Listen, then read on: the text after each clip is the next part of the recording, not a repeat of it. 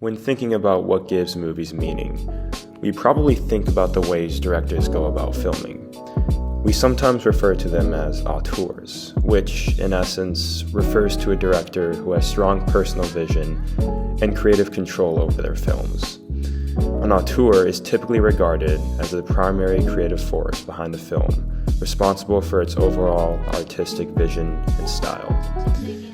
There are certain techniques or things they probably do in a majority of their films, but more specifically, how do their unique styles contribute to their films, and how do their styles give their films meaning? I think this can best be explained by looking at Wes Anderson. Wes Anderson is one of the most unique directors today.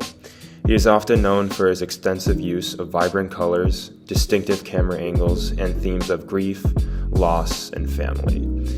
In this video, we are going to look at two of his films and see how the specific techniques he uses contribute to the central themes of the films, and make the viewers relate to the films as a whole. Let's first look at his defining characteristics. Wes Anderson's use of still shots and symmetry in The Royal Tenenbaums creates a sense of intimacy and allows viewers to focus on the emotions and relationships that are at the heart of the story. There are several key moments in the film where Anderson lingers on a character's face or body language, conveying their inner turmoil without the need for dialogue. This creates a sense of emotional depth and complexity that makes the characters feel more human and relatable. The iconic still shot of Margot and Richie Tenenbaum on the couch together is a powerful and evocative image that captures the complex and emotionally fraught relationship between the two characters. The shot is taken from a medium distance, with Margot and Richie seated close together on a couch in which appears to be a dimly lit room. Their faces are partially obscured by shadows, adding to the sense of mystery and ambiguity that pervades the scene. One of the most striking aspects of the shot is the use of color. Margot is dressed in bright red, while Richie is wearing a blue tracksuit and a red headband.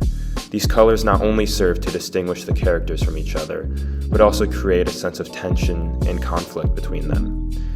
Red is traditionally associated with passion and intensity, while blue is often seen as a calming and peaceful color.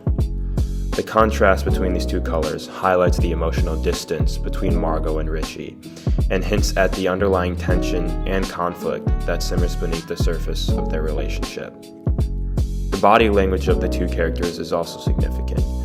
Margot is seated with her legs close together and looks uneasy, as if she is trying to protect herself or hold back her emotions. Richie, on the other hand, is leaning towards Margot with his legs spread out. His posture suggests a desire to connect with Margot, to bridge the gap between them and find some kind of emotional intimacy.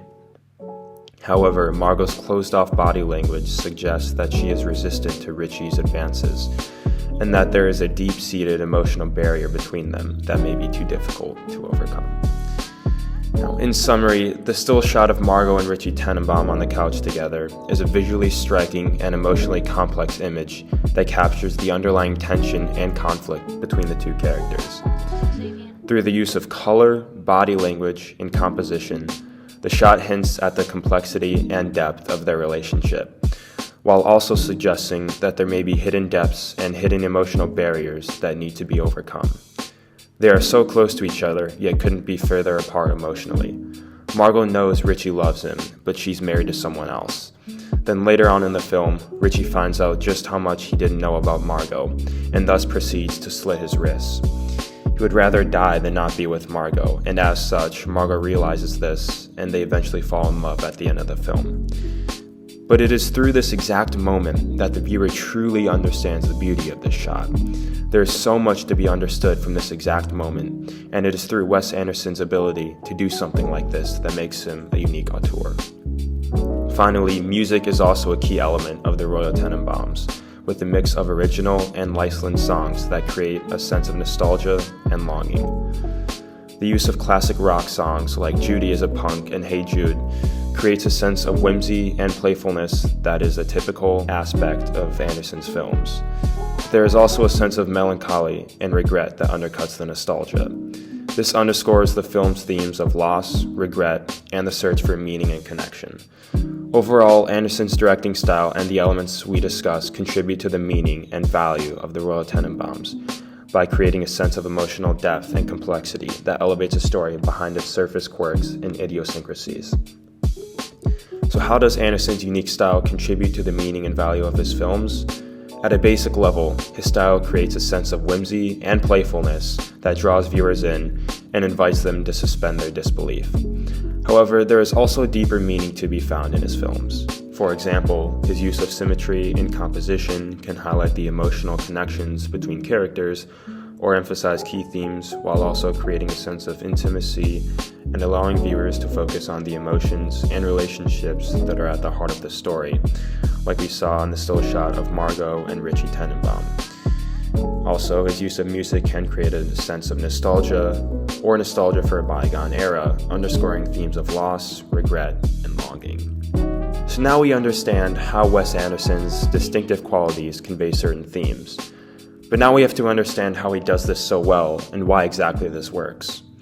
Well, the reason why this works so well is because of the idea of isolation. Anderson's unique directorial style plays an important role in conveying this sense of isolation and creating an emotional connection between the viewer and the characters on screen. This can best be seen through another one of his films, Moonrise Kingdom, a film that tells the story of two young misfits who fall in love and run away together on a small island off the coast of New England in the 1960s. The film explores the ways in which the characters are isolated from the world around them, both physically and emotionally, and how this isolation shapes their experiences and relationships. One of the most striking aspects of the film is its setting. The island where the story takes place is remote and isolated, cut off from the mainland and the rest of the world. This physical isolation serves to emphasize the characters' emotional isolation and their sense of being disconnected from the world around them. The island is also depicted as a kind of refuge for the characters, a place where they can escape from the pressures and expectations of the outside world and just be themselves. However, this refuge is also temporary, and the characters eventually have to confront the realities of the outside world and the limitations of their own isolation. The film's visual style also contributes to the theme of isolation. Wes Anderson's trademark use of symmetrical compositions and carefully controlled camera movements creates a sense of distance and detachment from the characters, emphasizing their emotional isolation and their sense of being separate from the world around them. The film's muted color palette and washed-out visuals also reinforce this sense of isolation, creating a dreamlike, almost otherworldly atmosphere that serves to emphasize the character's disconnection from reality. In addition to the theme of isolation, Moonrise Kingdom also explores other related themes, such as the difficulties of communication and the challenges of growing up.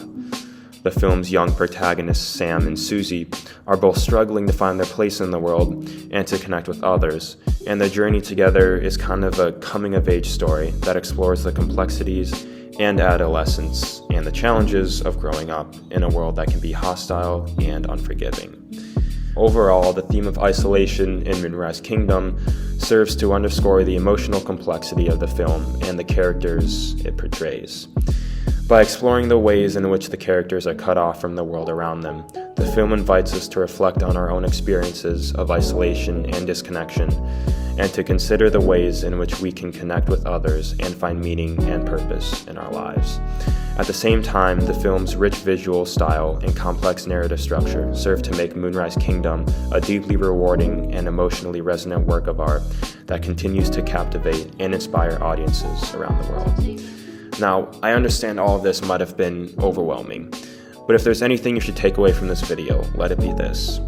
Through his use of vibrant colors, distinct camera angles, and the idea of isolation, Wes Anderson creates a story that is both relatable and emotional to the viewer.